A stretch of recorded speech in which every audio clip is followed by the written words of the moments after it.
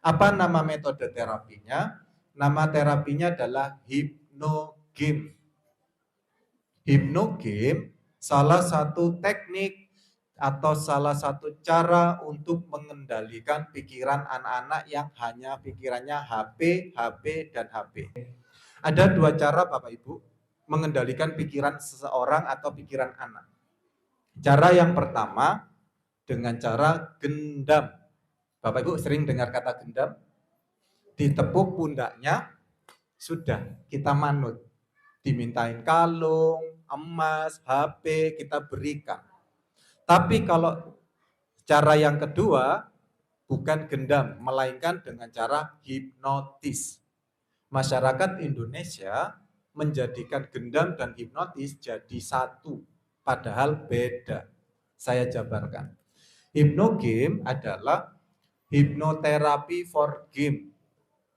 Hipnoterapi yaitu sebuah teknik terapi kecanduan HP menggunakan metode hipnosis atau sering dikenal hipnotis. Apa itu hipnotis? Tindakan memasuki alam bawah sadar. Kalau gendam mengendalikan pikiran seseorang atau anak dengan sihir atau dengan makhluk-makhluk Allah yang lainnya. Itu kalau di Islam sudah termasuk syirik, dosa besar, karena minta bantuan makhluk Allah yang lainnya. Tapi kalau hipnotis atau hipnoterapi hanya sebatas ilmu pengetahuan untuk mengakses alam bawah sadar seseorang. Sudah. Mohon diperhatikan Bapak Ibu. Selama ini orang tua dan guru kalau memberikan nasihat atau perintah itu di alam sadarnya anak. Dek, sholat. Langsung sholat apa sih, Bu? Ya. Mas, pulang sekolah ganti baju. Makan dulu baru main HP. Pulang sekolah langsung main HP. Kesannya itu kita ngomong masuk kanan, keluar kiri. Itu yang terjadi Bapak Ibu. Tapi kalau kita masuk alam bawah sadar anak, bismillah, dengan izin Allah langsung dilakukan oleh anak. Apa buktinya? Ini dia. Kami punya video, mohon diperhatikan. Yang di belakang mohon diperhatikan, J. Ini adalah teknik masuk alam bawah sadar. Maaf, soundnya tidak saya konekkan, Bu. Kemudian saya beri instruksi, males angkat HP, HP jadi berat. Bapak Ibu lihat tangannya. Sudah, langsung terjadi. Kemudian, ini gagal masuk alam bawah sadar. Orang yang kedua juga gagal. HP-nya bisa diangkat. Orang yang ketiga berhasil masuk alam bawah sadar. Kenapa gagal, kenapa berhasil? Saya praktekkan ini nanti. Oke. Untuk anak-anak, pegang HP lebih dari 10 detik, HP-nya jadi berat. Ibu lihat tangannya, 1, 2, 3, HP-nya langsung jadi berat. Bisa. Sesederhana itu. HP-nya panas, kenyunyuk tangannya. Anak lebih kecil Pak Adi, kelas 1, kelas 2, bisa. Kelas berapapun kita bisa masuk alam bawah sadar anak. Cara masuk alam bawah sadar, mohon maaf tadi yang tadi kelewatan, Yang pertama yaitu mengizinkan. Yang di belakang bisa membaca? Bisa, Kalau jenengan tidak mengizinkan, kami tidak bisa masuk alam bawah sadar jenengan. Makanya kami tidak pernah ditangkap oleh polisi. Apa buktinya harus minta izin? Bapak Ibu tahu Uya Kuya? Uya Kuya hipnotisnya di TV biasanya hipnotis apa, Bu? Membuka rahasia seseorang, betul? Kalau hipnotis bisa dilakukan tanpa minta izin, kenapa pemerintah tidak minta tolong Uya Kuya buat menghipnotis para koruptor? Yang kedua, kemauan tinggi. Semakin kemauan jenengan tinggi, satu kali jenengan masuk alam bawah sadar, bismillah dengan izin Allah sembuh. Nanti kita buktikan. Yang terakhir apa, Bu? Yang terakhir syaratnya? Fokus berimajinasi. khususnya membayangkan hal-hal yang menyenangkan. Kalau mau terapi, fokusnya harus membayangkan hal-hal yang menyenangkan. 1, 2, 3, monggo maju ke depan dulu. Silakan Bu, maju ke depan Bu. J.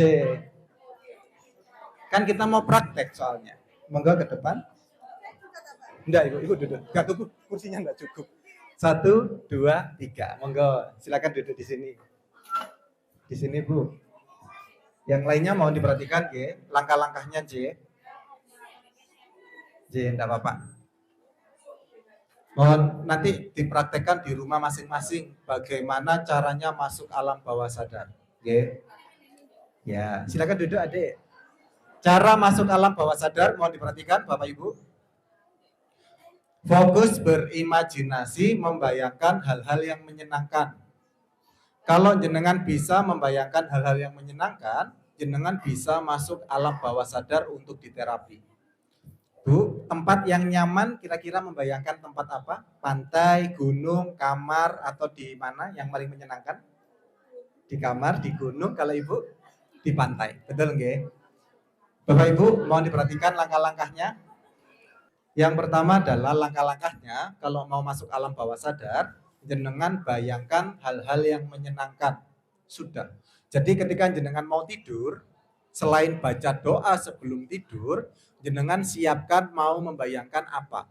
Membayangkan waktu ke pantai, jalan-jalan sama suami, sama orang tua waktu dulu, dan lain sebagainya. Pejamkan matanya Ibu biar lebih fokus. Perhatikan Bapak Ibu. Bismillahirrahmanirrahim. Coba bayangkan jenengan sekarang ada di tempat yang sangat nyaman. Bayangkan jenengan sekarang ada di pantai, di gunung, atau mungkin di rumah. Rasakan tubuh jenengan semakin lama semakin tenang, semakin lama semakin mengantuk. 1, semakin lemas badannya. 2, semakin nyaman, semakin tenang. Dan 3, istirahatkan pikirannya, istirahatkan tubuhnya. Tidur pelan-pelan, masuki alam bawah sadarnya jauh lebih dalam lagi Bu. Semakin tenang, semakin nyaman. Jika sudah, bismillahirrahmanirrahim. Coba dengarkan suara saya. Coba bayangkan di depan jenengan ada sebuah pintu. Bayangkan di depan jenengan ada sebuah pintu. Dekati pintunya, semakin mendekat, semakin masuki alam bawah sadarnya. Buka pintunya pelan-pelan dan masuki ruangannya. Ketika jenengan masuk, yakini dan percaya apapun yang saya katakan benar-benar nyata di dalam pikiran jenengan Ibu. Mohon izin Ibu, tolong dimunculkan nama jenengan di dalam pikiran jenengan. Misalkan nama saya Adi, saya munculkan huruf A, D, dan I. Mohon dimunculkan nama jenengan masing-masing di dalam pikiran jenengan. Jika sudah, yakini dan percaya nama jenengan saya ambil dan saya buang di dalam pikiran jenengan. Semakin jenengan mencari nama jenengan semakin hilang Ibu. Semakin diingat, jenengan semakin lupa dengan nama jenengan. Karena nama jenengan sudah saya ambil dan saya buang. Tarik nafasnya pelan-pelan, keluarkan lewat mulut, buka matanya pelan-pelan. Baik, selamat datang kembali Ibu. Iya, alhamdulillah Ibu. Tadi beliau proses dari sadar masuk alam bawah sadar dengan sengaja. Bu, saya mau ngetes kira-kira berhasil masuk alam bawah sadar atau tidak. Tolong dijawab yang cepat ya, nggak usah pakai mikir. Siapa nama jenengan?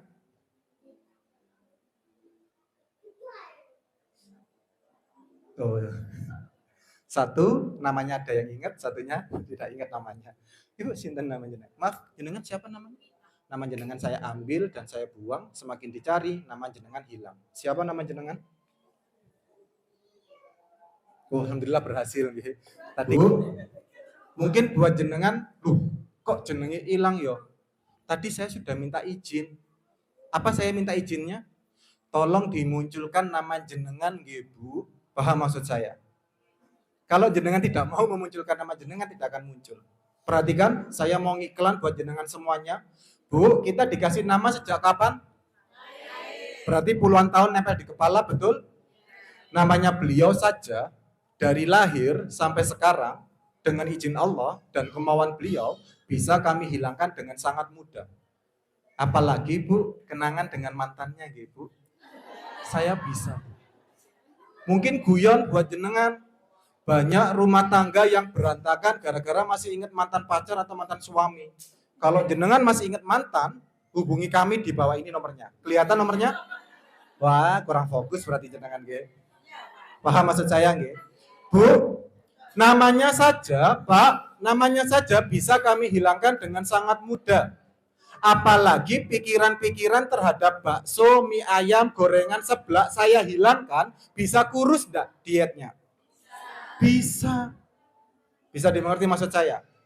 Begitu juga pikiran-pikiran anak yang cuma HP, game online, mabar, HP, top up, dan lain sebagainya, bisa. Bisa dimengerti nggih?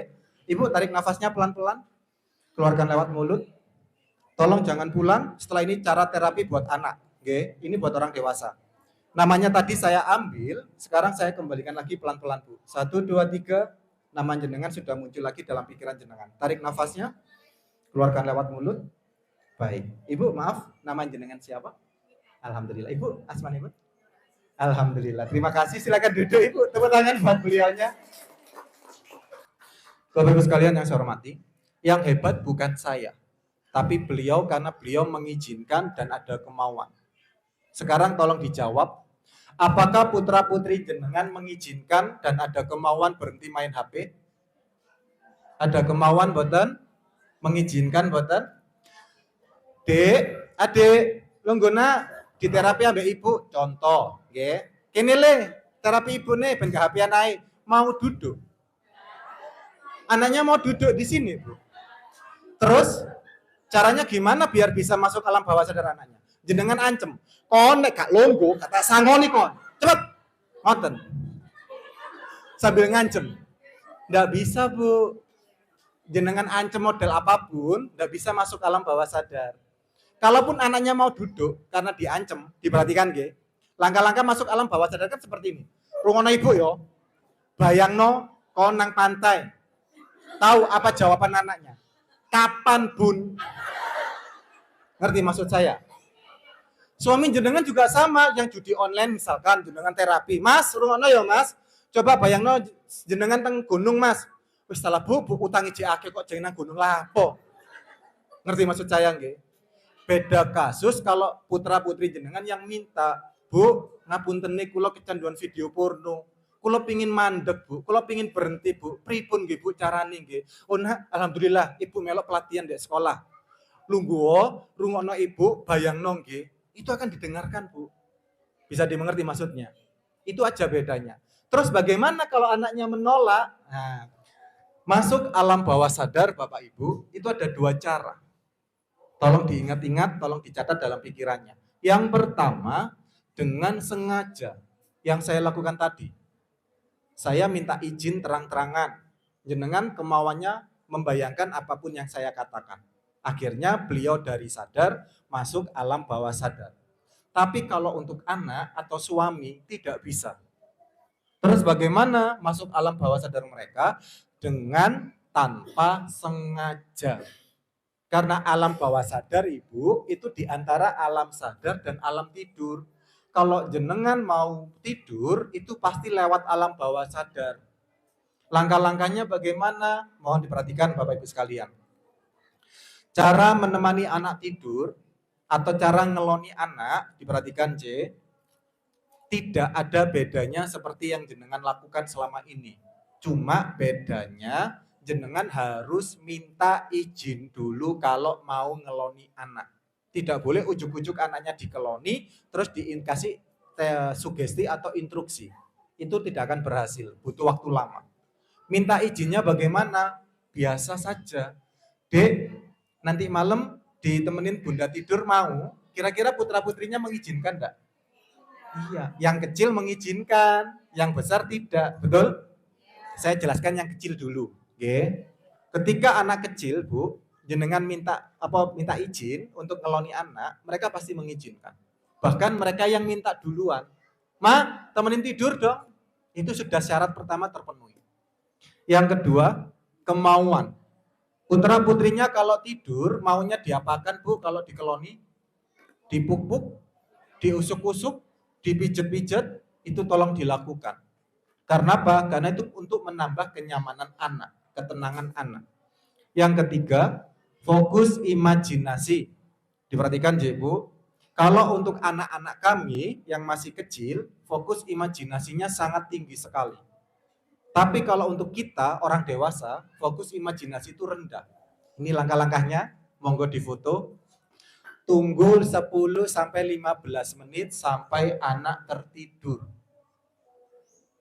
Ancer-ancernya 10-15 menit. Jangan waktu anaknya baru merem, baru tidur bareng, jenengan elus-elus terus dikasih nasihat. Tidak masuk.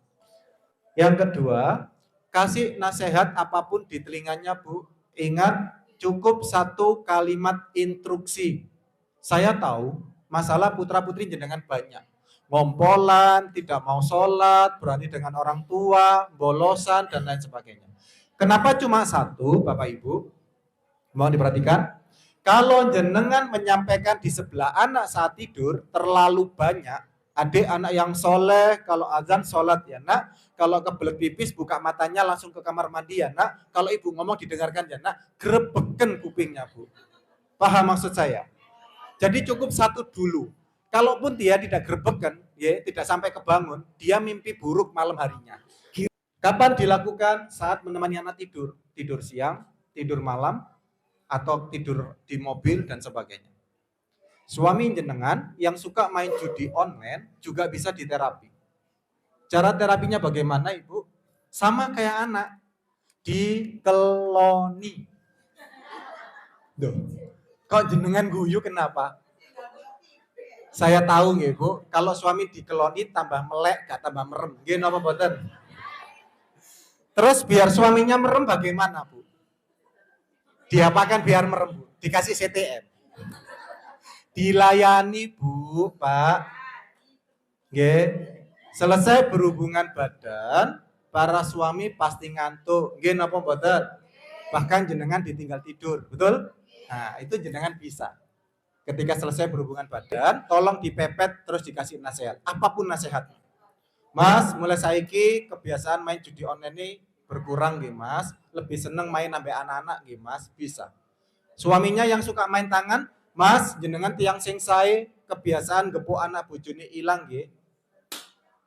Yang suka main tangan suaminya, Bu, Pak, nggih, jenengan mau sembuh, terapi lewat alam bawah sadarnya.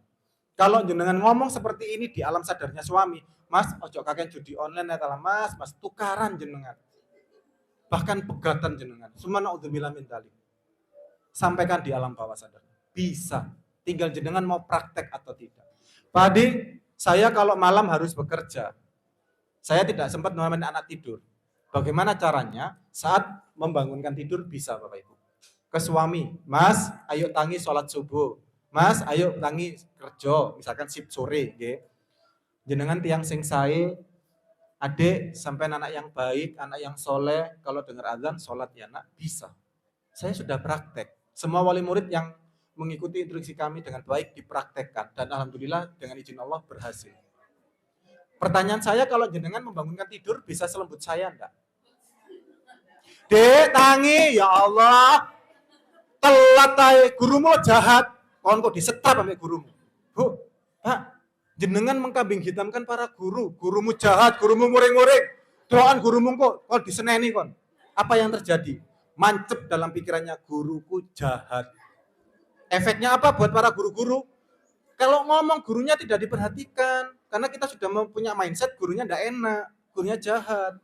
Jadi mulai sekarang tolong diganti kalimatnya. Dek, adik senang sekolah ya nak, senang ketemu sama Pak Guru, senang sama Bu Guru. Itu nasihatnya. Hipnotis zaman dulu sudah ada dengan cara mendongeng. Oke, kalau jenengan dulu waktu kecil pernah didongengi, prosesnya sama. Tidak jauh beda. Kemudian, Pak Adi, saya sudah praktek penutup Bu, Pak. Saya sudah praktek tapi kok gagal. Syarat tambahannya ini belum terpenuhi berarti.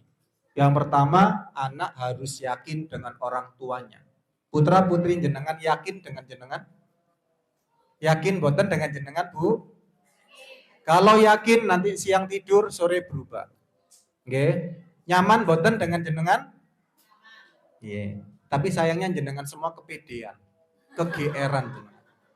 Maaf, setiap kali kami parenting dan pelatihan, kebanyakan orang tua yang terapi praktek di rumah gagal semuanya.